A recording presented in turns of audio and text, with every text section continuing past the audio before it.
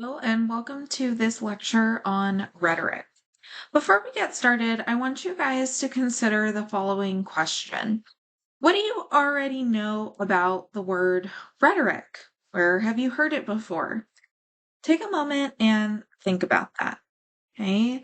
A lot of times, rhetoric is used in kind of a negative connotation because it refers to political rhetoric, right? And how politicians will manipulate with their words and maybe promise things that they don't intend on following through with, etc. But truly, rhetoric is all around us.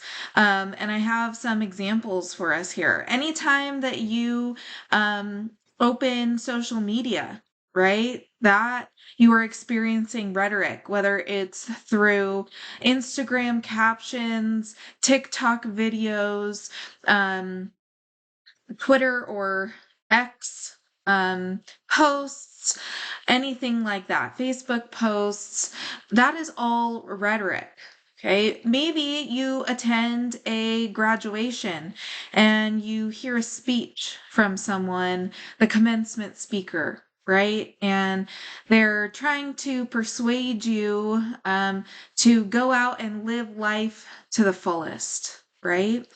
Maybe a debate, maybe it is a political debate, right? And certainly rhetoric is associated with politics, but just your everyday communication as well, right? You could see a photo here of the cell phone that I had when I was in high school.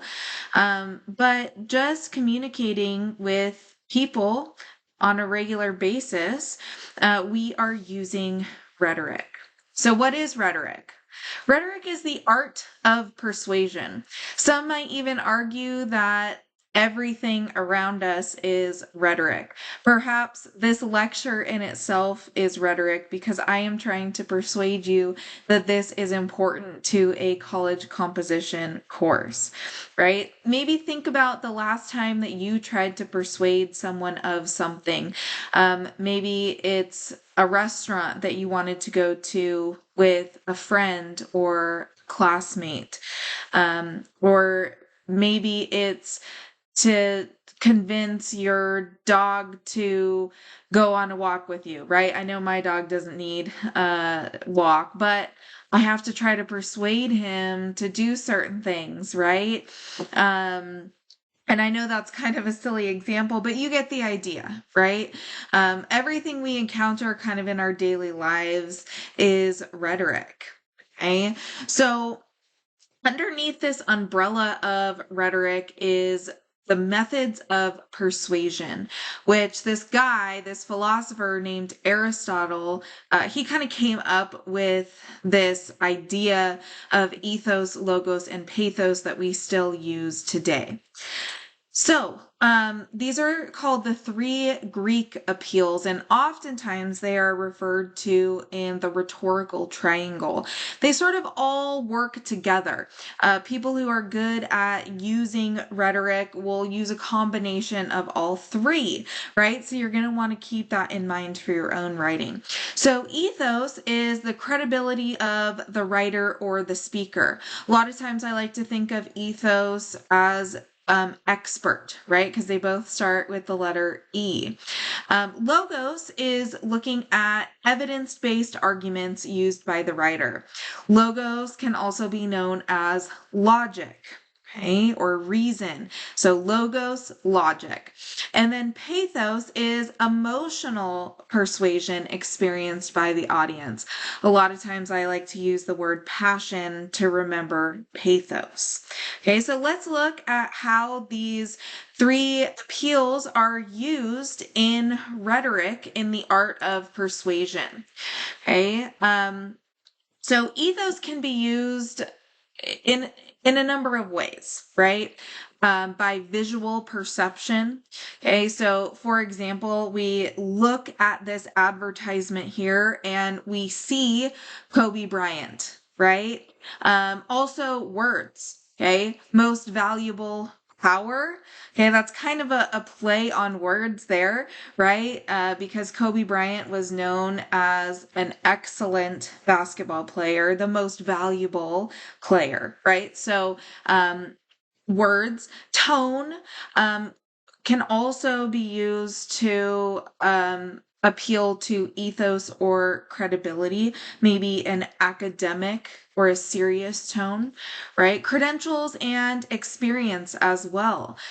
If someone has high credentials in a field, or like in this example, Kobe Bryant is a professional basketball player, right? We should trust him because he has this professional experience.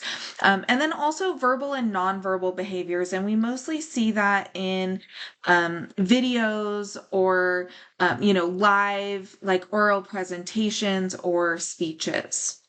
Okay, so these are ways that a writer can appeal to their credibility or their expertise. Okay, next is logos or logic. Now, what are some ways that we can, or writers can appeal to logic? They're going to use data, they're going to use evidence, facts, and statistics. So, for example, this Cheerios advertisement, you can lower your cholesterol by 4% in 6 weeks, right? Those are statistics that they are giving to you, and that would logically make sense to a specific target audience, maybe people who want to lower their cholesterol or are trying to eat healthier, right? Something like that. Okay. And then next is pathos, the appeal to the audience's emotion. So, a writer might appeal to an audience's anger or sorrow or happiness or fear or guilt, right? We have this Coca-Cola ad, and it says "Open the happy can," right? And so their slogan is "Open happiness," right? So if you drink this Coca-Cola, you are going to be happy. Okay. And so that is playing on the audience's emotions. Okay. So when we are reading a text, we're watching a social media video, or we come across an advertisement online, right? We can do something called a rhetorical analysis. And this is where we are doing a close reading of that text, explaining how an author tries to persuade an audience. So these are the kinds of questions that you would ask yourself if you were going to do a rhetorical analysis. How does the text work? What's going on here? Right? Is it print? Is it video? Is it text? Is it images? Right? Like what elements are working together here? How does it appeal to ethos, pathos, and or logos? Right? And again, the best kind of persuasion is going to be appealing to all three in one way or another. Another question is, what rhetorical moves does the author use? And our textbook, chapter 12.1, goes over specific types of rhetorical moves. So you're going to want to go back and read those. Also, what rhetorical techniques does the author use? Again, can be found in our textbook, chapter 12.1. Think about things like imagery or figurative language, right? Those are examples of rhetorical techniques. You want to think also about why the author made these choices, right? Why did they choose to present what they did or say what they said? And how well did these rhetorical choices achieve the author's goal? Is it persuasive? Does it work? Right? Would the target audience be persuaded by this text, whether it's visual or something else, right? Using words or even speeches.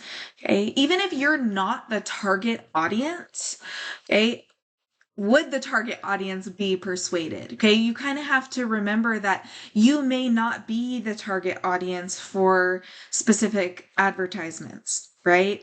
Like in the Cheerios example, like I'm not necessarily going to be the target audience for that. right? I'm not someone who is necessarily at this point in my life looking to lower my cholesterol, right? But that's okay. Other people might be.